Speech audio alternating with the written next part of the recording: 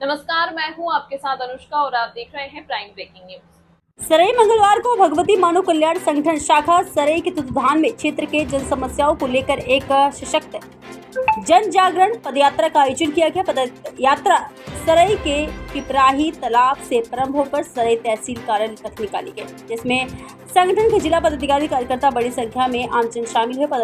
पदयात्रा के समापन अवसर पर मुख्यमंत्री के नाम संबोधित 11 सूत्रीय ज्ञापन सरई तहसीलदार चंद्रशेखर मिश्रा को सौंपा गया, जिसमें ज्ञापन में सरई क्षेत्र के ज्वलंत समस्याओं को चिन्हित करते हुए शीघ्र समाधान किए जाने की मांग की है।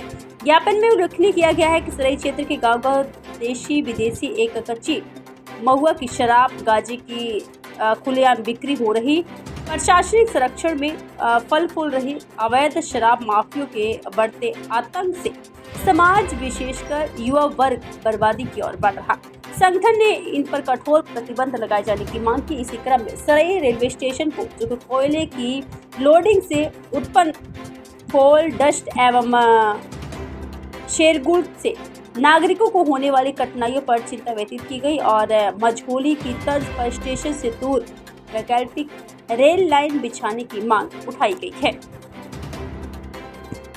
भगवती मानव कल्याण संगठन शाखा सरई के द्वारा मुख्यमंत्री जी महोदय को तहसीलदार के द्वारा ज्ञापन सौंपा गया है, जिसमें हमारे प्रमुख 11 सूत्री मांग रही है, जिसमें प्रमुखता से सबसे पहला जो भगवती मानव कल्याण संगठन नशे के लिए जाना जाता है, समाज से नशे को दूर करने का लगातार प्रयास करता है।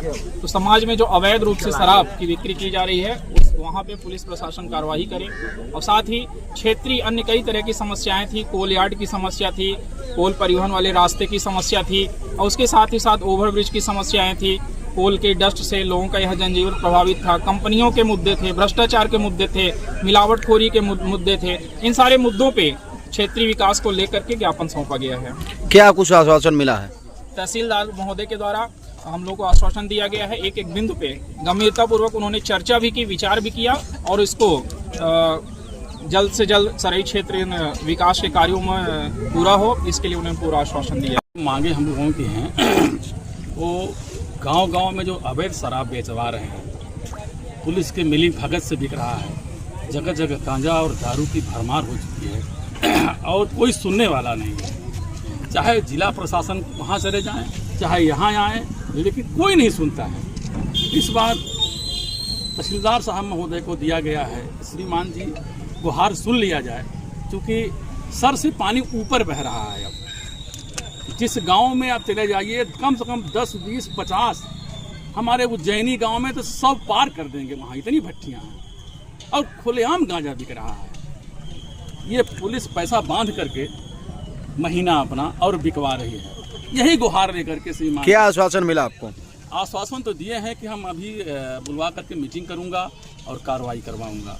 फुल आश्वासन दिया गया। उससे मांगे हमारी थी, जो अवैध शराब की समस्या है, जिससे आए दिन दुर्घटना हो रही हैं, बहनों की मांगे सोनी हो रही हैं और माओं की गोदी सोनी हो रही हैं। और जो कोल यार्ड जो सरई प्लेटफार्म नंबर 2 में बना हुआ है, वहाँ के स्थानीय निवासियों एवं यात्रियों को कोयला का डस्ट सूंघना पड़ रहा है और जिस यंत्र से कोयला का लोडिंग अनलोडिंग किया जा रहा है, उसके सोर्स से नींद लोगों का हराम है। साथ में जो कोल परिवहन हो रहा है पब्लिक ट्रांसपोर्ट सड़क से, तो हमारी मांग है या तो पब्लिक कंपनियां कोयला परिवहन के लिए अपना अलग से सड़क बना लें या फिर पब्लिक के लिए अलग से सड़क बनाई जाए, जिससे इस क्षेत्रवासियों को दुर्घटना का शिकार न होना पड़े।